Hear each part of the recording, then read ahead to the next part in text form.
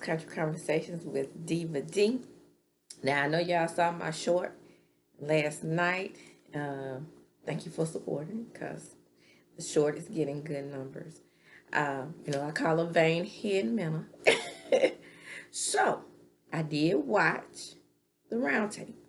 I watched the show as well.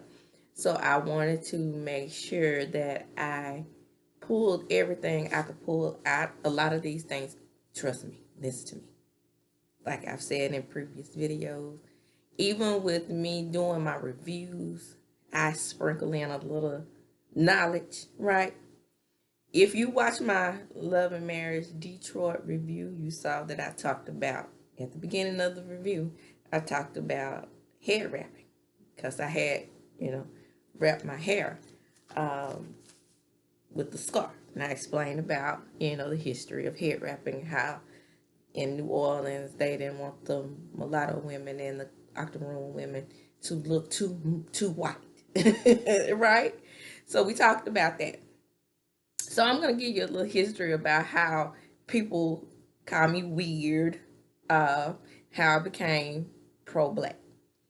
Now, I've always been the way I am. I can tell you that from a little child growing up. I had my first instance of where I was accused of being a colorist when I was a small child, right? I had an aunt. She was real dark skinned, okay?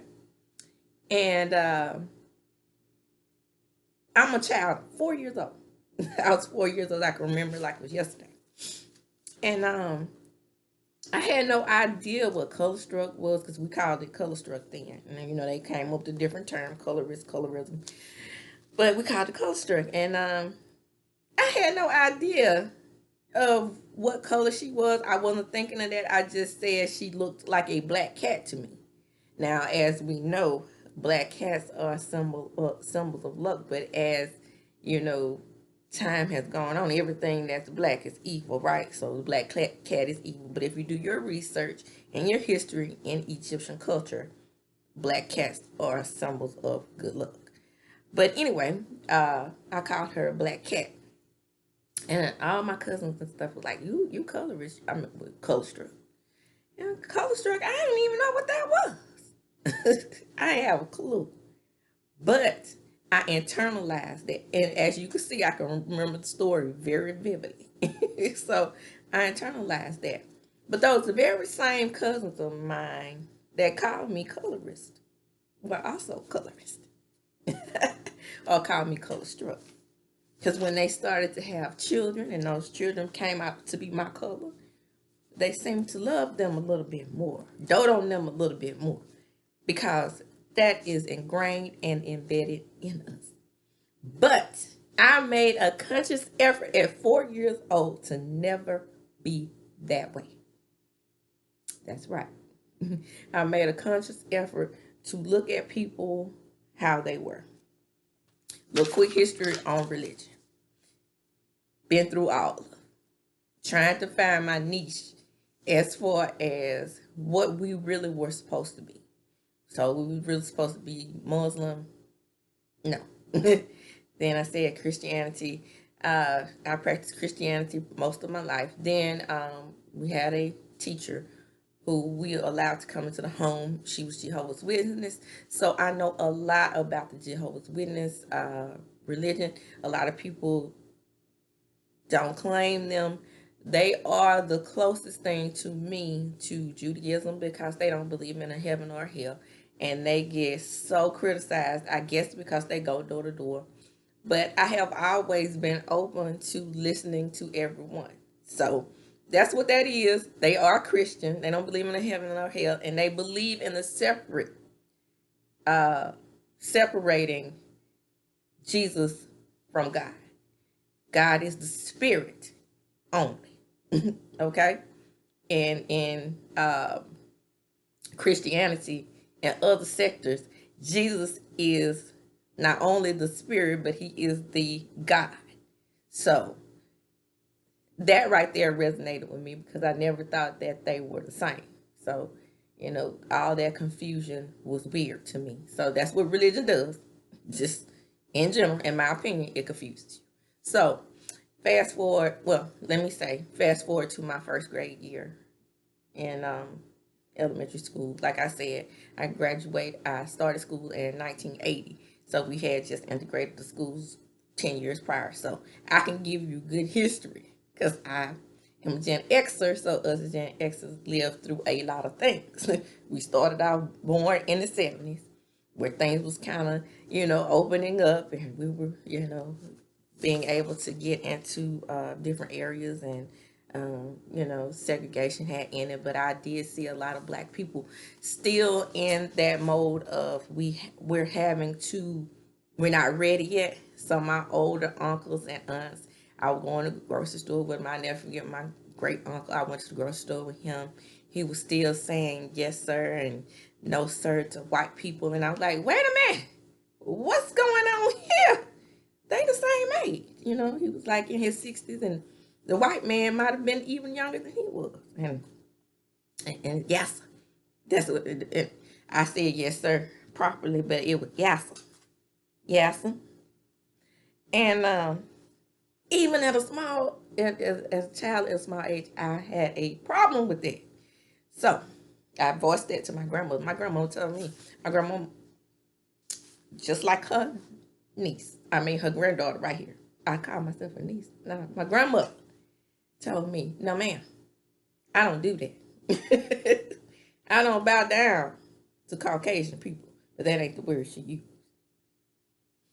So, like I said, when I got to the first grade, it was this little girl who mom sent her to the academy after her first year at our elementary school. She told me, get away from us. Get away from us, you monkey. We don't play with black kids. Now, I'm a child. So all I wanted to do was play, right? So don't just say in the South, they teach us at a very early age that racism exists. What they should have been teaching you was all over the United States, racism exists. It is still embedded in our culture that racism does not exist elsewhere other than the South. Ridiculous. I have never seen any incidents, and personally, I know it happened, but personally, I never saw any incidents of the type of police brutality that I saw on TV in LA, right? That also resonated with me when I was junior in high school, and I saw that video of Rodney King being beaten the way he was. I did my small protest. I got a small protest team together over in my high school. I almost got suspended. Saying let's give Rodney King his rights. Let's make sure this is a fair trial. This was my little small contribution. Well, we found out that these officers were found not guilty, and then the riots hit. Around that time, I'm not sure if it was before or after, in between, I saw Tupac. Okay? Say what you want to say about Tupac. Call him a thug. Whatever. This man had already touched my soul long time ago, because he talked about this young lady who went in the store and bought, I believe it was some milk. Her name was Latasha Harmons.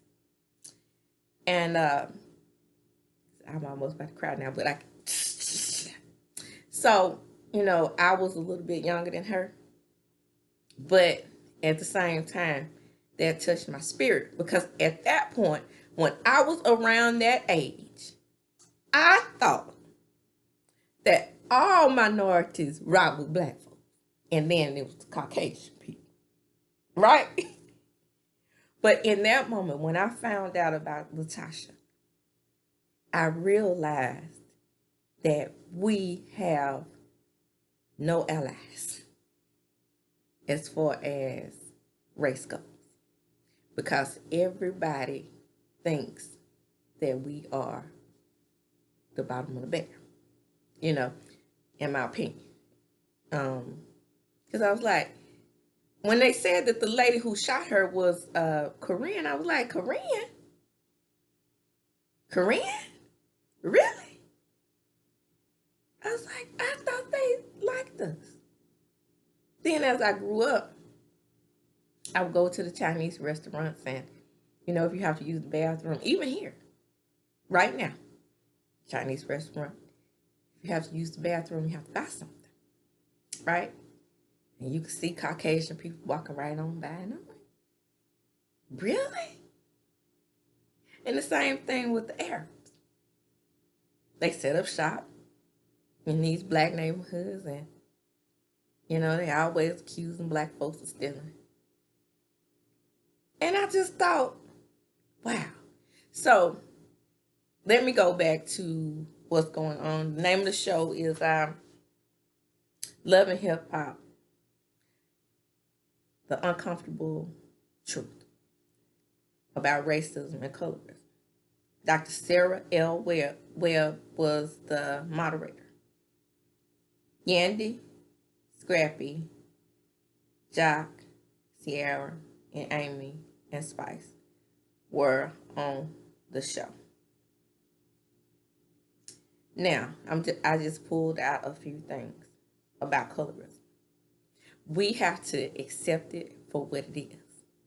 It is a very, very real thing. And I don't know what happened to make black people think that we did not internalize racism. How could we not? How could we not internalize racism when we could see clearly in our communities all over the country that lighter skinned people get preferential treatment? As far as I go, you know, nobody considered me.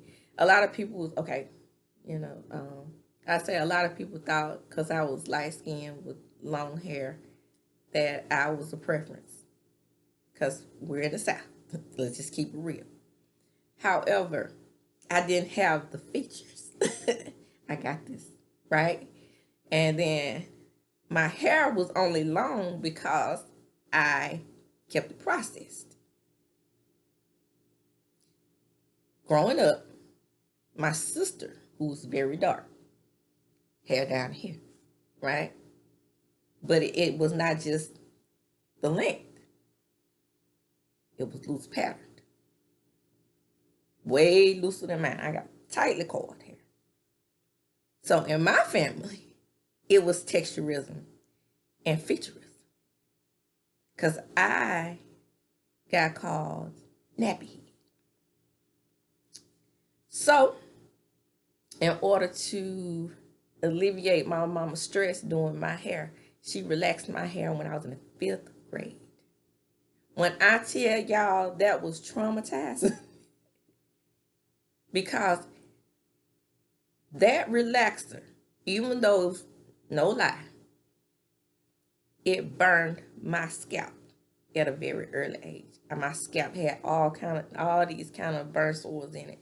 And that continued when I realized that now I have sensitive skin in my head, but that continued. So, 14 years ago, fast forward to my enlightenment, I left religion alone.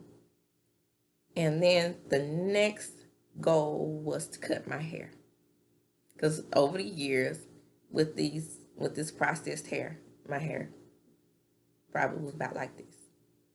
So I said, how can I come into this wokeness and have this processed hair?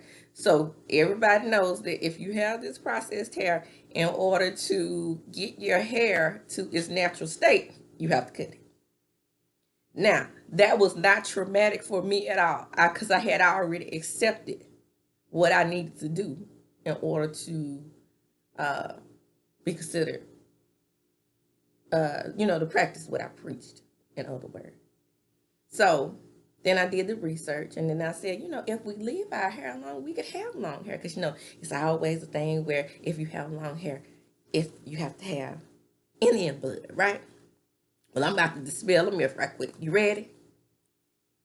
95% of African people that were enslaved or stolen Africans do not have Indian blood. What's they call Native American blood now? No. I got Indian in my family. You want to be everything than the kings and queens that you were before you got here. Okay? They degraded us and minimized us to believe that, and when I say they, I don't mean just Caucasian people. I mean across the diaspora is what they did. So when you meet a Latino person who clearly has African descent, is, oh, no, I'm Dominican. No. I'm Puerto Rican. But you can be black in Puerto Rico. You could be black in the Dominican Republic, right? But that's just the reality of the thing. That's where the colorism comes in. But anyway, I cut my hair. My hair has been in its natural state for 13 years. I was dating a guy, and he told me, "What happened to your hair?" I said, "Well, I cut it." And he was like, "I don't date nappy-headed women." Now, as I was looking at this roundtable discussion, I saw where Yandy, who was from New York, tried to make it. Now, don't get it twisted. Yandy made some good points. But she tried to at least distinguish between why we allow Latinos in different areas to say the N word, but we never were degraded to the point we were called monkeys. You can't degrade me into any point. I don't accept it, period. And I think that they tried to make it a regional thing. Well, if you don't want to be called a monkey in New York, then you don't want to be called a monkey in Atlanta, which is what we were talking about, and you don't want to be called the N-word in New York, right? So you let your Latino friend slide with that one, right? But it's not because you know of the history of your Latino friends. You just cool with them. But even though they throw in their little distinctions and their little separations, and we just a little bit lighter than you African American Negroes, there is no escaping the reason why they have that dark brown skin. And I'm not going to go into that again. It is what it is. So, Jack brought up the point how black women have the tendency to straighten our hair. And he was talking about how when he pressed his hair, it was a problem. And then when Chris Brown did it and Miguel does it, because they're lighter skin, it was more acceptable. Now, Jack. Jack, you look the fool. That's all that was. I don't think that had anything to do with that. But as far as texturism goes, that's a real thing as well. Because like I said, my thing was in my family was not because I was lighter than a lot of my cousins and stuff. It was, the nappy hair. How many times I got called nappy head and, girl, I can't comb through this stuff. So, like I said, my mom relaxed my hair, and I kept the relaxer practically my whole life. But at the same time, I developed fibroids. Again, opinion. It's correlated. I mean, it's documented where it's correlated that these chemicals that's in the relaxers are causing fibroids, and I can't, say that the correlation isn't there. That happened to me. It was difficult for me to conceive. Okay. But hey, my children's father came along and he had that super sperm. That's what I call it. And we got pregnant really quickly. But and I got pregnant naturally. Uh, but the great thing about my children's father, he thought just the way I think. We were. Maybe not on other issues, but as far as African pride and as far as being proud as stolen Africans, being proud in our heritage, me and him was definitely eye to eye there. We both had rejected uh, this religion that was bestowed upon us through slavery. Now, Dr. Sarah Webb, she wears her hair natural. They touched on the colorism thing. And the thing about her is that this sister she got it, okay? She knows the history. She knows why these things happen. And she lets them know, because like I said previously, Yanni tried to throw in that we let a whole lot of things slide because we up in heart.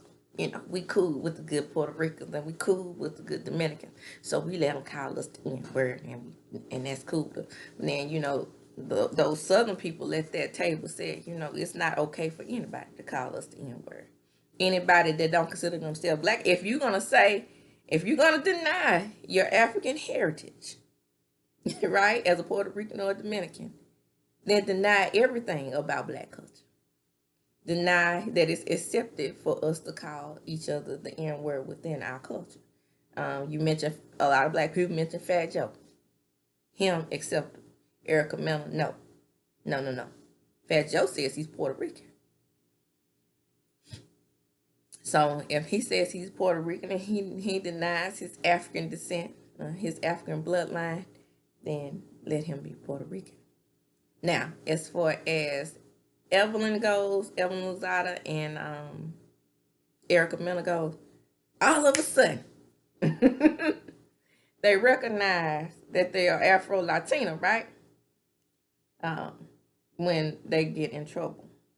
Never have either one of them said before that they are Afro-Latina, but I'm not going to take that away from them because it is what it is. We cannot deny that African blood runs through their veins. It's very rare that you're going to find a Puerto Rican or a Dominican that does not have African descent. They're all white Puerto Ricans, they're all white Dominicans, but like I said, it is rare, especially the darker brown. So that's when Erica pulled out that card on them. She dropped the ace, right? She told him, well, my mother is Dominican, my father is Puerto Rican. I have just as much black blood running through my veins as you do. But the problem is when you deny that until you get in trouble. See, now at this point you're in trouble because you called Spice a blue monkey. Well, Spice is in this round table. She is hurt, she's crying. And she's not able to hold herself together really. And then Yandy also drops an ace card. She talks about how Erica talked about her black children and how she says that, and then they played it, which I'm going to try to find in my phone and play it too. I did video record that, so I'm going to try to play that for you, what she said, but like I was saying, Spice is in a state of really, really hurt, I think, because she is a darker skinned woman, and with colorism within ourselves, we don't consider that to be beautiful. Now, don't get me wrong. Now that I am awakened, I still have my same biases and prejudices because a lot of it is in us, right? That's just what it is. I mean, it is embedded and ingrained in us. It's embedded and ingrained in our culture. It's just a matter of, do you want to work on it? Do you want to fix it? Because everybody that called me napping head down there at the Worcester County Head Start are natural now. Right? When I first cut, what you cut your hair for? You look a mess. Right? You need to comb your hair. You don't think I done used my Afro pick and my Afro sheen and my natural hair products and comb my hair? You don't think that? Ignorant. Well, here we go.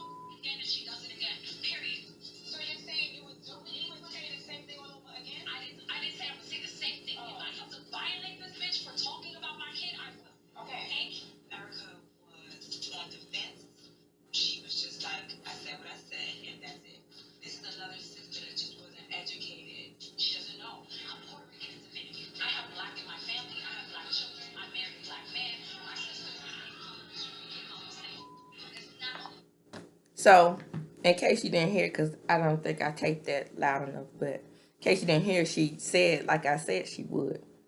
She threw that card at her, that Trump card. You know, I'm Puerto Rican and Dominican. Um, but that dark sister that's in your family that's just as dark as everybody else, how did y'all treat her? Because you're a little bit lighter, right, Erica? Aren't you? And so Yandy said they fetishize black men. That's why it's so very easy for them to uh, date black men and hate everything else about us, but then submerge themselves in the culture. You know, we're going to talk about Miss Kim over there in the Kardashian clan. How she came out with the cornrows and because it was acceptable, she wanted her black children or her half black children to know that you can relate to mommy because mommy braids her hair. The only thing that I had a problem with the cultural appropriation, because the nobody does it as good and get away with it as good and you know better than the Kardashians, right? Nobody. So when I saw her with the two cornrows and a lot of black people, just like they caping for Erica, a lot of black people were coming out and saying, uh, she can wear her hair how she wants to. Yes, she can. But it's when it's almost a thing of it being invented by you or started by you that the problem comes in. Same thing with Bo Derek and Cicely Tyson. My mama told me this story in the 70s. And I saw Bo Derek running down the beach with beads in her hair, tightly braided, and they started to call them cornrows. And Cicely Tyson had been wearing her hair like that for years. But Bo Derek made it popular. Say what now? Baby, when I tell you I saw her running down that beach and she was looking a mess to me. And then when Yanni said that about the appropriation, then Jock did something that Whoopi Goldberg does. Sounded real foolish. Well, we appropriate them too. Look at y'all, you know. He showed Spice and they went around the table. And they showed Spice, showed Yanni, and all the wigs, right? And Amy said, very smart. She said, we're not appropriating their culture because we, our hair textures are all different types of textures, and we are coming all shapes and sizes. Anyway, but as far as jobs go, it is still not acceptable for us to wear our natural hair like Dr. Webb over here, right? So, Dr. Webb chimes in and says, well, we literally jog, and I don't know what job was doing. I don't know where he's been. But she was like, we literally had to get laws passed for us not to be criticized or dehumanized at work for wearing our natural hair. Nobody else in this country had to do that. Because a lot of times with Native Americans, the males still wear their hair long, right? The difference between us and the Native Americans is that we're right here in Worcester County. We're about to get casinos and stuff like that. The difference between us and the Native Americans build properties and businesses where they don't have to really assimilate. But at the same time, they have a tendency to admire the fact that Black people have assimilated into Caucasian culture more than any other race. We had to. We didn't have a choice. Even though reservations are being criticized, still a lot of genocide, alcoholism, all these things are going on reservations, but that land is yours to do what you want with it. And right here in Winston County, the Caucasian community are taking issue with the Native Americans building a casino right here in town. Now, I guess it was okay when they were building them down in Philadelphia. I don't know if they had issue with that either. But when they start putting it right in the center of our town, baby, when I tell you that my Facebook group that's based in Winston County lit up. But see, we don't have these types of businesses where we can go there and own it and wear our natural hair. We're getting there, but we're not quite there yet where we find the beauty in it. Your tightly coiled hair is tightly coiled to your head because we are sun people, right? And we still don't see the beauty in it. But it is beauty in it and in our natural features. It's beauty in that tightly coiled hair because looser curl pattern hair falls out easier, right? You rarely, this right here, stuck in this head, right? You rarely see a tightly coiled Black person hair balding. Rare. But loose pattern, curl pattern, Black folks, balding in the top. And Black people are still saying that they have good hair. Another prime example, a young lady was biracial. They used to come here in the summer and she had hair down to her butt, light skin, freckles on her face, and everybody thought that she was the most beautiful thing that they ever seen. That's because we have internalized that dark skin is ugly. We have to get out of that because, baby, when I tell you the brown skin, dark skin people to me are the most beautiful. But we have to learn that. We have to take out what was put in us through slavery, right?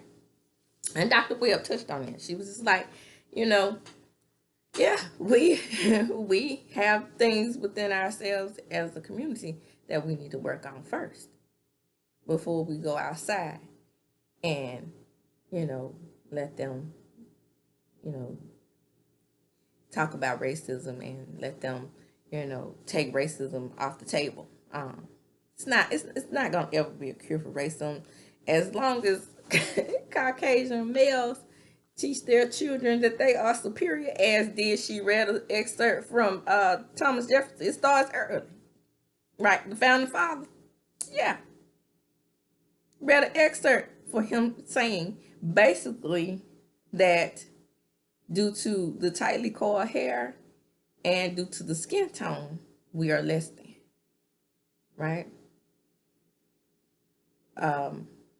Then we see right here in this country, we saw that the light-skinned slaves got preferential treatment up in the house, right? So all these things are going to, they're passed down just like their religion. So all these things come into play when we're dealing with race and colorism. And not only it's psychologically embedded in us, but individually we can fight it like I did. But like I said, some of those biases and things are still there. It's hard to escape it. It's hard to escape it when that's what you see every day. It is what it is on that. Now, I want to touch on a little bit more on what Jock was saying about Black people do appropriation too, and they were just letting him know that we still are at a point where it's socially acceptable. The story that resonated with me was when Amy talked about her half Puerto Rican nieces, and then she has some full Black nieces. I guess they may have came from the same parent. I don't know if it was from her sisters or her brothers or what, but they are her nieces, and she took all of them to the store, and a Black woman only doted on the half Puerto Rican nieces that she's in. She's like, you see all my nieces, they're all beautiful. And Black people take issue with you saying when you call them out, right? Nobody takes issue with you more than Black people when you call them out about colorism. Look at what's going on over there on Potomac. It happened to me, right? Right on Facebook. A Caucasian woman had some biracial children, and then her husband brought in a full Black child into the marriage, and nobody was complimenting that Black child. And I said, well, how y'all think that Black child is gonna feel when y'all are not praising that Black child's chocolate skin? The beauty in the Black child. She looks just like her daddy, just like those biracial children. So if he's beautiful, he made a beautiful chocolate child as well. Oh, you prejudiced. You racist. You biased. Say, how can I be the one who's prejudiced and biased and racist when I'm taking up for the little chocolate child? When I'm telling you that chocolate child looks just as good as those biracial children that you praise. Right? We got work to do, people. We got work to do.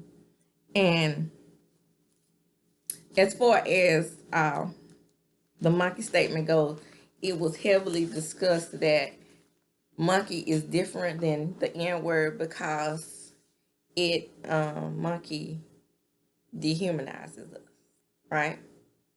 You don't think the N-word dehumanized our ancestors? It certainly did. Now, it's a group of Africans in a region over there they call Negus, right? That's not where Caucasian people got that.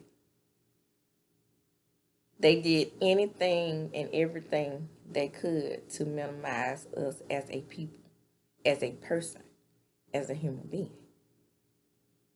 She was talking about how in the slave dungeons, it was survival of the fittest. Well, in their eyes, when the little white children came around to slave dungeons, and the master would say, well, look at what I got. I got me some nickels. Right? I'm about to go enslave them, especially those Portuguese. Them. Because they used to love to take their children down to the slave dungeons. watch history. All you gotta do is turn to the History Channel. Watch a documentary on the Portuguese and the slave trade. Right? You think those British was cruel?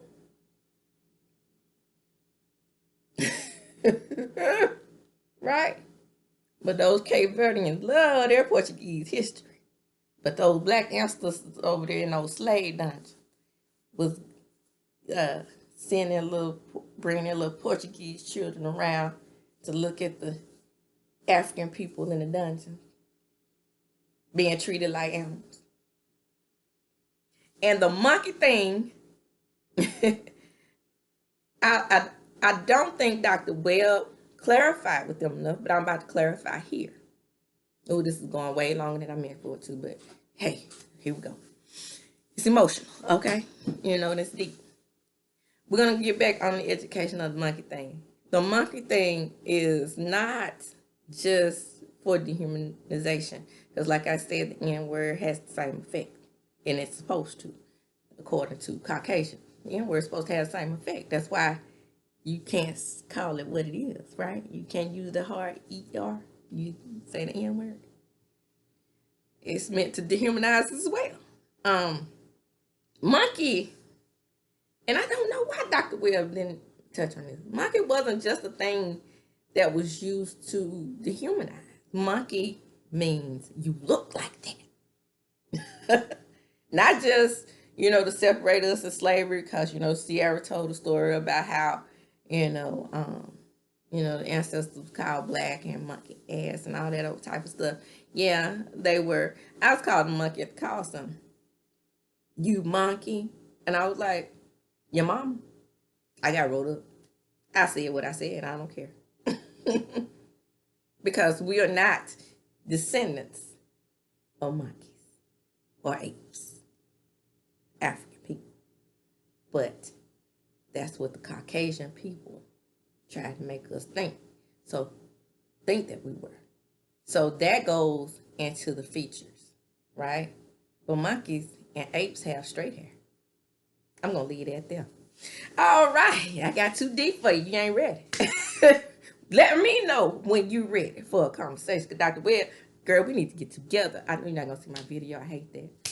But, sister, if you ever see this, we are the ones who need to have a conversation. Because like I said, I really wish you had a talk on not the dehumanizing factor of the monkey statement, but the reason why they associated us with monkeys, as if the monkeys and the apes are our ancestors.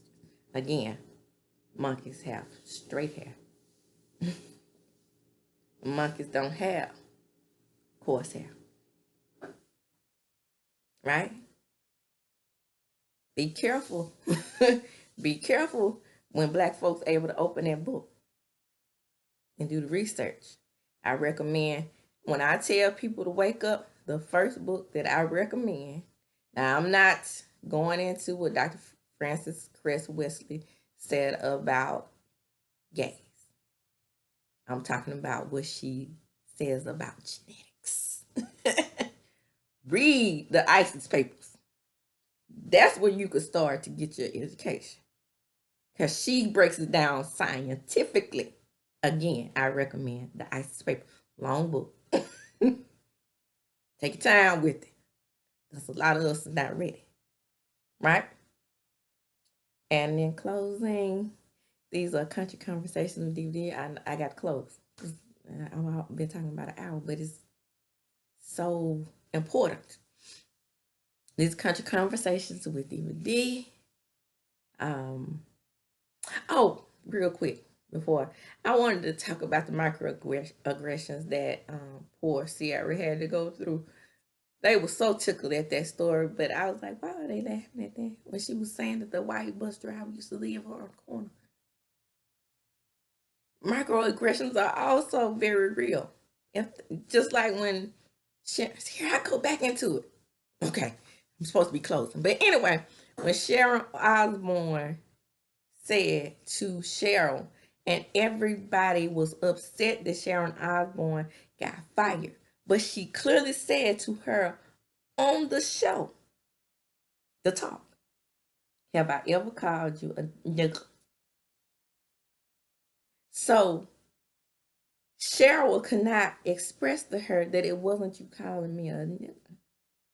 It was how you reacted to certain things and the way that you reacted to certain things, that you let your biases and your prejudices out. I don't understand why Caucasian people don't get it. I don't know if they're feigning ignorance or they just don't know.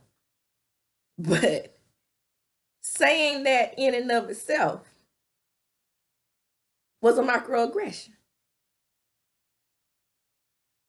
right? But anyway, I hope I one day get to meet Dr. Webb. I met Nikki Giovanni, so hey, one day maybe, fingers crossed, I meet Dr. Webb. But yeah, like I said, back to closing. I'm gonna close by saying Erica has apologized. I don't know if she apologized because it's sincere though, okay? She came up with many different excuses. Again, she made it clear that she has Black children and Black in her family. But what was the root cause? Not because y'all had the argument, but was the root cause of you calling Spice a monkey? Did it come from a place of self-hatred? Right? So, I'm asking you all, as my viewers, please to like, comment, and subscribe on this video. It is a very, very important discussion. Like I said, I've gone over so much, but I'm trying to condense 400 years of history in 30 minutes, and I've been talking for 45. But anyway, again, I'm gonna close now. Country Conversation with D. As I do when I close, deuces. Don't forget to like, comment, and subscribe. Like, comment, and subscribe.